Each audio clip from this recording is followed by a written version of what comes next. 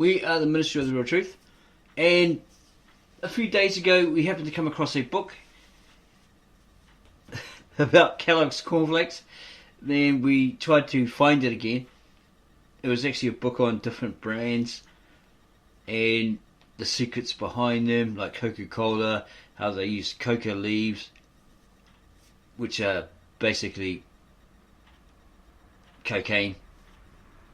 They pound them and turn it into cocaine, and they added it to the ingredients. But later on, Coca-Cola company dismissed it as bogus. They denied it, all this sort of stuff. But there was evidence that they used the coca leaf as an ingredient in their Coca-Cola, etc. This is just from the book that we found. We found that book in the public domain, public access, freely available.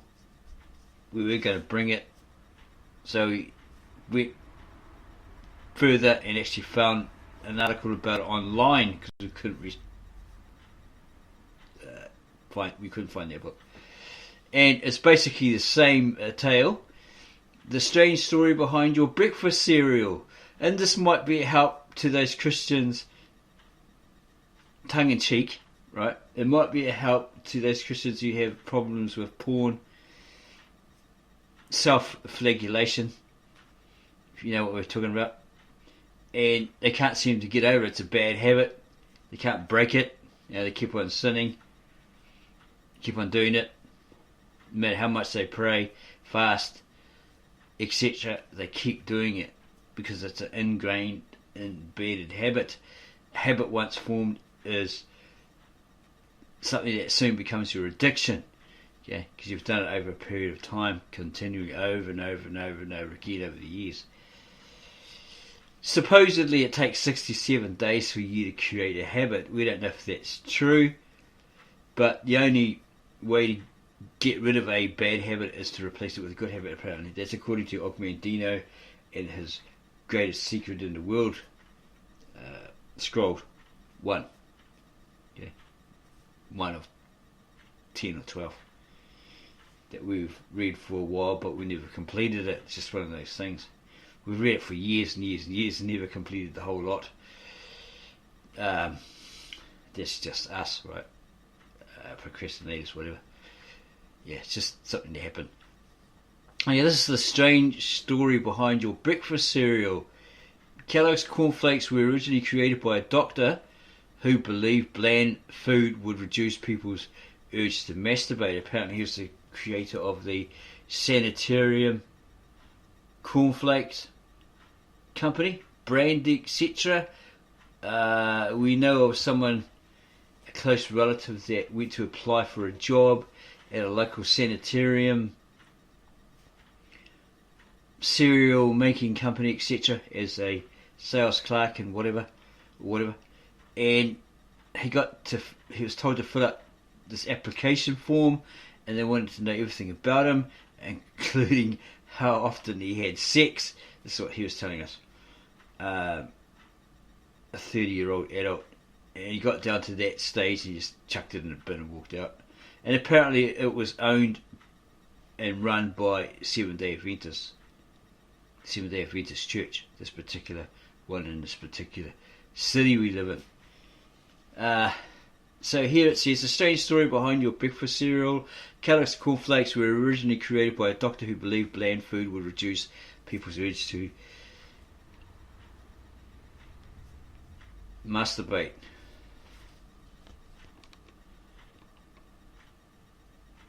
John Harvey Kellogg, the father of the prepared breakfast food industry, was born on February 26, 1852. He lived for 91 years, perhaps thanks to the fresh air and vegetarian diet he advocated for as clean biological living. A physician, nutritionist, inventor and medical missionary, Kellogg was part of the great wave of social reformers of the progressive era. He was also a bit of a nut when it came to that great bugbear of moral reform, sex. Kellogg believed in foods that would not excite the passions. A Seventh-day Adventist, until he was thrown out of the church in 1907 over differences in theology, Kellogg was a firm believer in the social gospel. This was a Protestant movement that tackled social problems with Christian ethics. As historian Richard W. Schwartz writes, Kellogg took his beliefs to Chicago's slums, where he opened a branch of his famed Battle Creek Sanitarium. There's a picture there. Directed by the police chief to find the dirtiest and wickedest place in the city, Kellogg opened his Chicago mission in 1893. It offered a free medical dispensary, free baths, free laundry, an evening school for Chinese, and a visiting nurses service.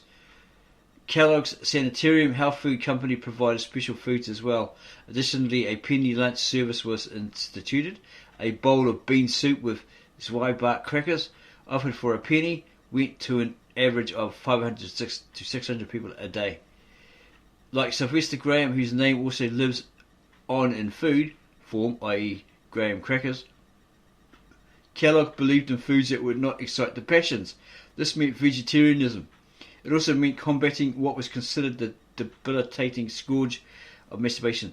As scholar Vern L. Bullock writes, Kellogg was an inheritor of the 18th century tradition, which held that masturbation led to a host of ailments and then insanity.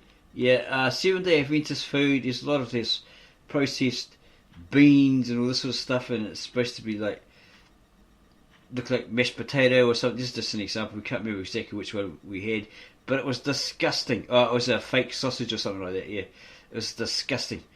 It's horrible. Came in a can, it was yuck. Yeah, somebody recommended it to us. It was a Seventh-day Adventist, so we grabbed some of them and I mean, like, we never tried dog food or anything like that, but it probably would have been tastier than this stuff that was in this can. It was disgusting. It's just bland and everything, right? Bullock takes a deep breath to condense Kellogg's take on the ills of onanism.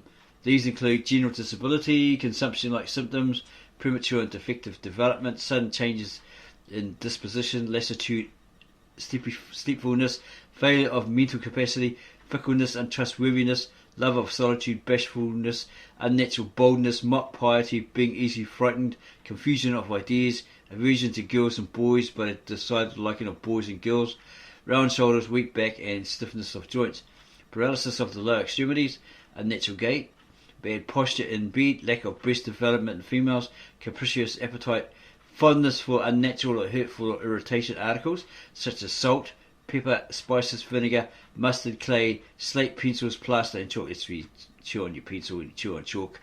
You know, there's some people out there who eat that sort of stuff, right? Disgust at simple food, use of tobacco, unnatural paleness, acne or pimples, biting of fingernails, shifty eyes, moist cold hands, palpitation of the heart, hysteria in females, chlorosis or green sickness, anemia, epileptic fits, bedwetting, and use of obscene words and phrases. Damn. Bullock shows that physical mutilation, bizarre harnesses, and electrical devices were all used to try and put a stop to masturbation. By the 1930s, medical science began to move away from this curious theory. Okay, so you get shock treatment and all this sort of stuff. Yeah. Cut bits and pieces off. John Harvey Kellogg, meanwhile, opted for a less invasive remedy than, for example, the special hobbies designed to prevent girls from spreading their legs. Kellogg prescribed biological living and a bland diet, including a special creation, cornflakes. His younger brother, W.K. Kellogg, was the one to mass-produce, copyright and market the Doctor's Cornflake product, leaving out the original claim that it would curtail masturbation, creating the Kellogg's brand we know today. Okay, so here's information from about Dr. John Harvey Kellogg as a social gospel practitioner by Richard W. Schwartz. Yeah, you can look at technology for the prevention of les maladies. It's French, so it's probably produced by masturbation by Vern L. Yeah, so this may help you as a Christian if the Kellogg's cornflakes today are still the same, but it's the same thing. Because what this guy actually did was he left these flakes or something to go, it was corn or whatever it was, to go mouldy, and it sort of curved or something like that. We can't remember exactly what was in that book, but they used that Okay, and that's how they got their cornflakes to curl in those days. All this sort of stuff, right? It was that special mould that came up on it. His brother discovered it or something like that. And it became a hit. So we don't know, we don't think that your cornflakes today are exactly the same. But if they are, somebody out there can prove it, and it curbs your urge, well, buy a box of cornflakes, Kellogg's cornflakes, and eat them on a regular basis, and that should curb your urge. Okay, basically. Yeah, so this is just basically tongue-in-cheek in regard to what we found. Okay, we don't believe that you gobble up all these cornflakes for the next 6 or 7 months, or maybe a year or two, and voila, your sinful actions or your urges are gone. Okay, you could do the Bible way, suggested way, and pray, fast, etc. Purge yourself of these sins, because that's what most people will say. Cornflakes isn't going to do anything, right? Sure. Well, some people are obviously they were this way inclined. Okay, so they suggested that, right? They had this idea and they made this product around that idea. Okay. It's kind of bizarre. It's kind of weird. Wish we could find that book, because there was others like Coca-Cola, other ones that they put certain things into the ingredients, Nestles or Nestle, etc., etc. We heard about those. That a particular company in a certain town in our country, where these people said, "Oh, we worked there, and this is what the workers did to give us stuff." Okay, they'd spit in the ingredients, mice running around or whatever, poop in the ingredients, the chocolate chippies or something like that, whatever the stuff lying around sacks, all that sort of stuff. But we don't really believe that, because it's like to be hygiene standards and all that sort of stuff, right? Surely there'd be someone walking around, well, not every minute of the day, checking it out, But they said, two of them actually said, two different people at different times said, this is what it was like when I worked there, or this sort of stuff. One in his 50s or 60s, the other one probably about 25 to 30, something like that. So a lot of those places are really disgusting, what actually goes on behind the scenes. It's quite interesting, sort of providing a suggestion, tongue-in-cheek again. If you want to believe it, well, go and buy a box of Kellogg's cornflakes, probably about, I don't know, anything from $3 to $5 in the supermarket, whatever, and you try it out. Okay. We don't think if you drink it 1.5 or 2.5 litre Coca-Cola, you're going to get high, you're going to get a cocaine rush or anything like that. It was barely noticeable apparently, but it was really popular. People got addicted to Coca-Cola and all this sort of stuff, according to this book. It's really, really popular. So imagine what else they do to foods, right? Behind the scenes. What do they add to it? Why does it make you lethargic? What does it make you hyper? Why does it make you sick? When you ingest it, you eat it, or you drink it, right? And you go, I feel like crap. Have a look at the ingredients on the packet. That might be a clue, right? But a lot of them are have that special code, so you don't know what it is, right? But it's got the name there, like monosodium bisulfate or something, or monobisulfate or something like that. Something along those lines. Like we looked at a certain brand's organic spaghetti, right? It looked wholesome and all that sort of stuff, organic, whatever. But when we turned it over, it had in the ingredients listed, it had sodium metabisulfate. Usually that's used to clean if you make home brew, your own beer in a big barrel, it cleans out that barrel, right? It prevents botulism, because if you get a little vinegar fly or a sand fly in there, That's why they have this special fitting on top, and you put water in and it stops this vinegar fly from getting in there if there's a small hole or something like that. They try to get in through that way, they get caught in the water or something like that. You'll get really, really sick. Okay, it'll taste like vinegar, obviously, and you get really, really sick from it. It's like that bug causes that Germany because it dies, right? All this sort of stuff. Yeah, and it's also was used in the 1900s, etc., to clean your baby's bottles. Okay, so they don't get any infections, all that sort of stuff. Yeah, sodium metabisulfate. It's a gentle, abrasive purifier type thing. Okay, and there's other things you look in. Have a look at the ingredients and get familiar with that. You find the books that maybe it'll tell you exactly what those things are, like arsenic, paint stripper, thinners, all this sort of stuff, right? And you go, what the hell? Yeah, this is supposed to be like tomato soup or something. It's just an example only, and they're putting that in there. Yeah. Well, with tomato soup, like someone said, they use the poop of this bug, right? From a certain country, South America or Argentina or something like that, whatever, right? Okay, but we went online and found that these people actually incorrect with the information. These people use this bug, they crush the whole bug, okay, and then they get this red dye from it, and they add it to their clothes, so they get, they're like poor villagers types. They're not poor, but their standards, their living standards aren't, like a toff, a rich person or whatever.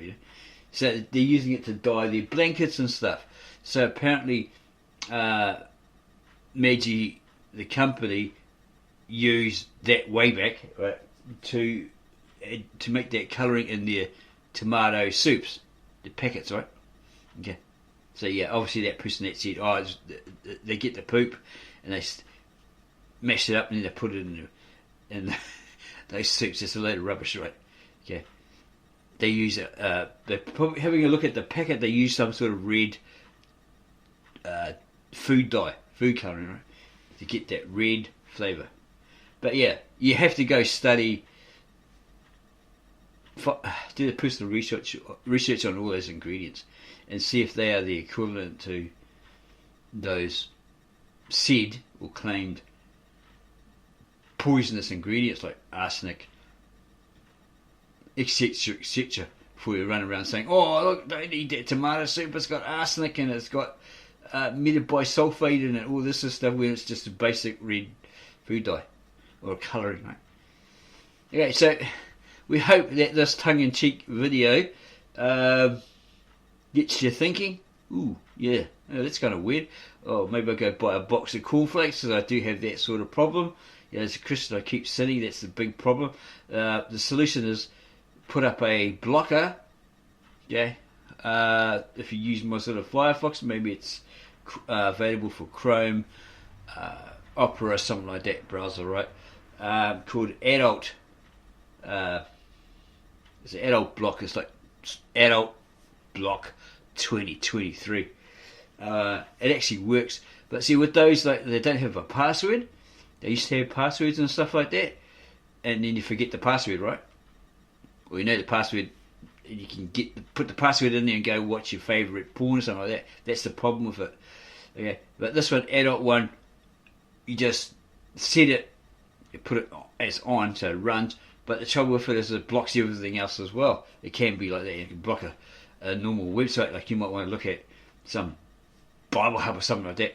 Just an example. It might block it, because it's got some adult. It thinks it's got some adult theme in there. So you have to shut it down so you can see that thing. They don't know why they took those ones away. Porn blockers, etc. They had a password. Okay. We looked at the comments of some of those developers that made those add-ons. They said, you can't really add a password. It's violating somebody's rights or something like that, and all this sort of crap. It's like, well, how come we had it before? You had one of those ones with the password. So your children can't access it, all that sort of stuff, or that stops them from looking at certain things on the internet. So don't give us that rubbish. Yeah, it's like they want you to watch those things so you'll get addicted and all this sort of stuff, right? Maybe they're working in a league with somebody else. Yeah, they're watching you, whatever you're watching, all that sort of stuff like you see on those movies. A person is watching you while you're just eating dinner or something. They're watching you when you're sitting in your house, whatever. They're watching you using your computer, all that sort of stuff. Okay, so if you found this really interesting and you liked it, even though it's a kind of a zany subject, then give us a like, subscribe to our channel and add your comments below. I try to keep them mature. Okay. If you're 20, act like it. If you're 30, act like it. If you're 40, 50, 60, act like it. You're not like this little kid that's got to get all silly, silly comments or that sort of stuff. We don't put up with that stuff. Okay, we don't do it to you, so please don't do it to us, or else there will be consequences. Okay, so as we said, if you like this video, give us a like, add your comments, give us a like, add your comments, subscribe to our channel, and we'll get back to you on those as soon as we can. This is just tongue-in-cheek again. Don't take it seriously. Okay, do the research, go buy a box of cornflakes and see if it actually works for you. Thank you for watching this zany video. We hope you liked it.